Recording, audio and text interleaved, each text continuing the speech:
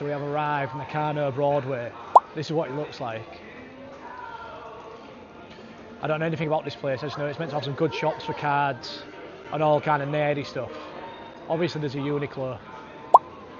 I'm told this is the hotspot for getting cards, etc.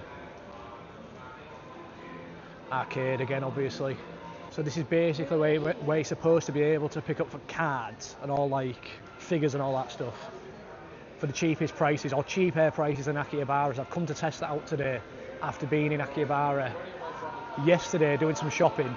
Then after leaving here I'm going back to Akihabara, do a bit more shopping there, but I wanted to test this place out first before continuing in Akihabara, so we'll see what this place is saying.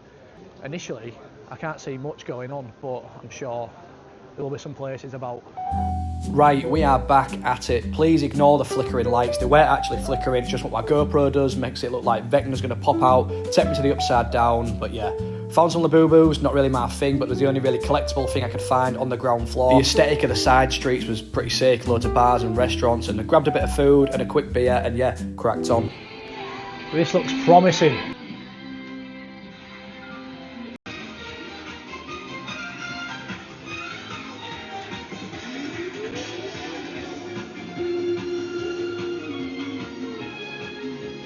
If there's one thing I actually want to go home with from Japan, it is the Team Rocket case that was, excuse me, case that was exclusive to Japan. That is 24,800, which is about 120 quid. That's actually a decent price. Yes, then into the cabinets we have got the infamous Sunbreon, we've got the Zapdos from 151, got some art rares, got the Milotic, we've got all sorts going on. Hopefully sometime soon I am going to come back to Japan on a TCG dedicated trip and just go ake on buying cards, because there's just so much going on, but you need to be prepared financially and with room and just places to put all your stuff basically. Right, so we're leaving with the first pickup of the day, the Holucha Mega full art from Mega Dream. Right, so I've just come up to the second floor and straight away, as you can see, this seems to be the spot. Right then, we stumble across some gachapons which are everywhere in Japan, and we find this Pokemon Japanese vending machine where you can get 2 packs at random for 1,000 yen, which is roughly about £4.80. I don't know what I'm gonna get. What does it come out then? You get like the little It's slips? It's random. Completely randomised? Yeah, it's completely random. Do the actual packs come out though, or slips that you have to... It's actual packs in there. Okay, I like this one. Alright, so after seeing this lad have a go, I'm thinking, we've got to have a go ourselves, and I cannot get the money in the machine while I'm holding my GoPro. Someone was probably watching me thinking, just put your GoPro down, you absolute tit, and crack on with it. But yeah, I get the money in the machine eventually. Honestly, the full time I was in Japan, I was very wary about buying single Japanese booster packs, which you always should be. But at the same time, you know, you want to trust things, you really do. So yeah, I buy the packs and I open the box and the packs at the end of the video, so stay tuned for that. Alright, moving on, as we continue to explore Nakano Broadway, you're going to see some weird and some cool collectible stuff as we go over these next few clips. Mandrake, which is one of the most popular collectible shops in Japan for like second-hand figures, trading cards, loads and loads of stuff. We've got Indiana Jones, Back to the Future, honestly, so much stuff. Now, I don't collect loads of figures, but I do pick up stuff from time to time, and yeah, obviously when you're away in Japan, you have to think about what you can actually bring back because you only have so much room. We've got a massive ET just chilling out there, pretty sick. I found this shop to be super reasonably priced, and I just think all the Star Wars figures look so sick. The boxes are cool, the figures are cool, there's so much cool stuff. So this Super Battle Droid that I point out with my finger, I was meant to buy it. I went around the shops and I was like, I'm going to come back and I'm going to buy that, and I completely forgot, which I've just realised looking back at this video, so I'm gutted about that. However, I did actually make a purchase from this shop, which you're going to see right now, and it is this Drax figure. Now, I am a massive Guardians of the Galaxy fan. They are probably my favourite Marvel films. I've seen them so many times. I absolutely love it. So sick, and this figure was cool. So I was like, right, I don't care how big it is, I'm buying it.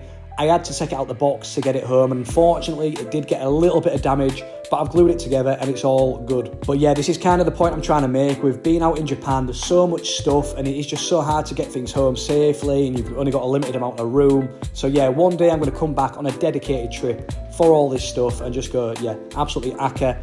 Moving across the way, there is literally another part of the Mandrake shop, and again, just so much sick stuff in here. Honestly, it is so good to look at, but so frustrating as well when you're like, I want that, I want that, I want that, and you're just thinking, how am I going to get it home? But with that being said, it is all also kind of nice to be selective in what you buy, rather than just buying everything you want that you see. It's kind of nice to be selective, and then them items are kind of, I don't really know, like a bit more special, do you know what I mean? Rather than just buying everything, you've got to be selective, and then, yeah, you kind of appreciate the items more, is what I'm trying to say. Alright, so that is literally the first shop that I came across with all the figures and stuff, and I was in there for ages, just looking around, scouting it out.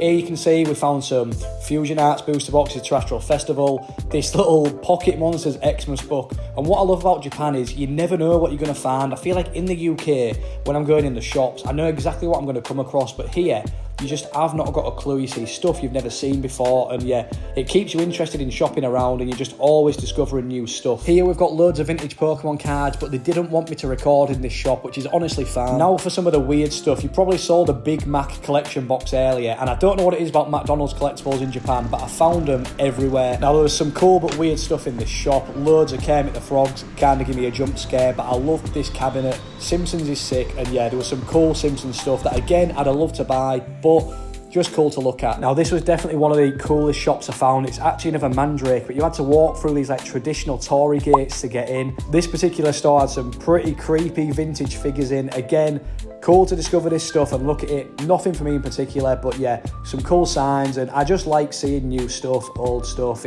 It's cool to just kind of keep coming across different things all the time. Did it to the 4th floor. It seems to be like super vintage stuff, which I don't really know what any of it is, to be honest. But yeah, this is kind of what it's looking like.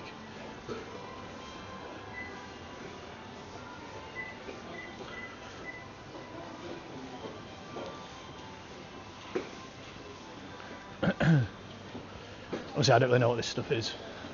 It's like vintage Japanese magazines. Now, something that I want to talk about is the blind box collectible culture in Japan. As you can see here, we've got some Arcane League of Legends blind boxes, and I didn't actually buy them because it was quite expensive, although I have seen Arcane. I think it's class. Got some more Pokemon cards, but honestly, the blind box collectibles in Japan, they go absolutely nuts for blind box stuff. I have never seen anything like it. Whenever I came across like a pop mart, the queue was like 50 to 100 people deep. People just going crazy for blind boxes. They absolutely love them. And yeah, I think they're cool personally, but some people just go mad. Right, I've been walking around this place now for like 2 hours. Basically, every single shop is figures or figures and cards. Every single shop in the full place. Been walking around for so long. I've tried to record, but there's just that much going on. You know, I don't really want to have my cameras in the shops because they're all like quite close quartered.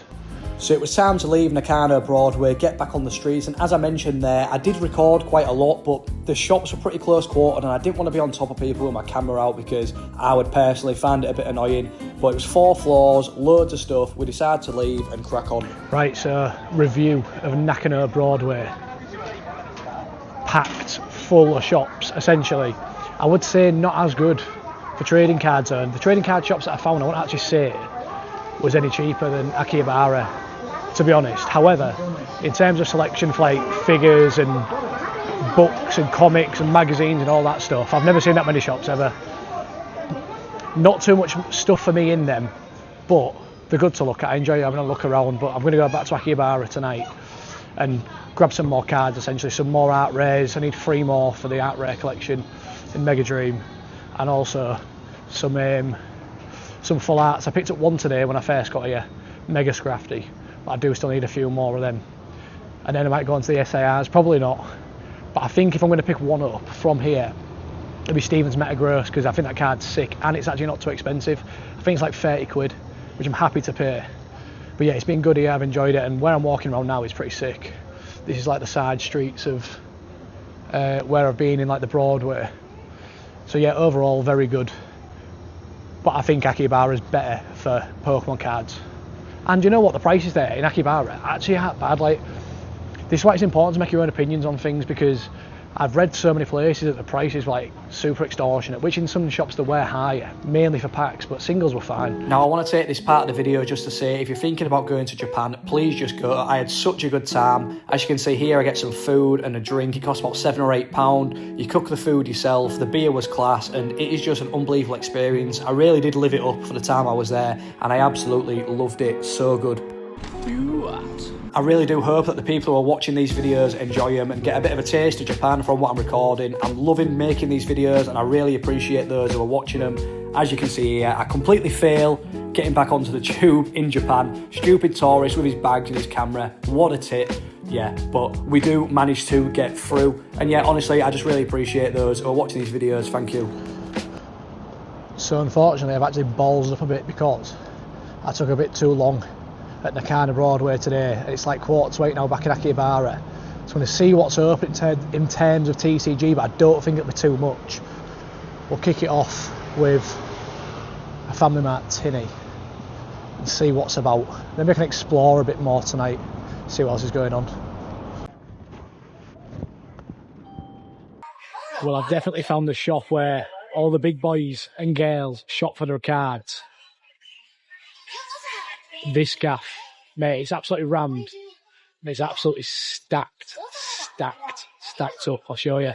This shop had so many of my Ultimate Grail cards. We've got the Rayquaza from Blue Sky Stream. So many Rayquaza slabs, one of my favourite Pokemon. Honestly, this shop was just absolutely stacked. Most of these cards were way out of budget for me, but one day we will get there where we can afford these cards. We've got the Giratina from Lost Abyss. Honestly, so many Mew cards, just so sick. Just looking at all these cards, we've got the Latios, Latias, Lovebirds. What an absolute grail that is for me. One day we will get there. We've got a Gold Star Mew, we've got a Koro Mew, unbelievable cards. And then we had some sick Pikachu cards, and the one that stood out for me was the one in the little submarine, which is, I believe it's kind of a play on a lantern, I believe, and I thought it was a sick card. It's this one here. And now some of the big boy cards. We've got a 3 million yen Poncho Pikachu.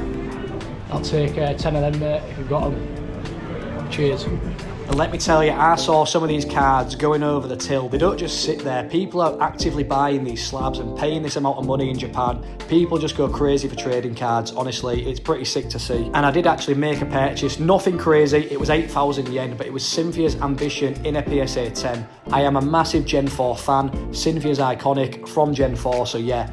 Made sense. I collect Cynthia cards and I was very happy with the purchase. I also used my passport when I made the purchase, so you get the tax back, which is like 10%, so yeah. Yep.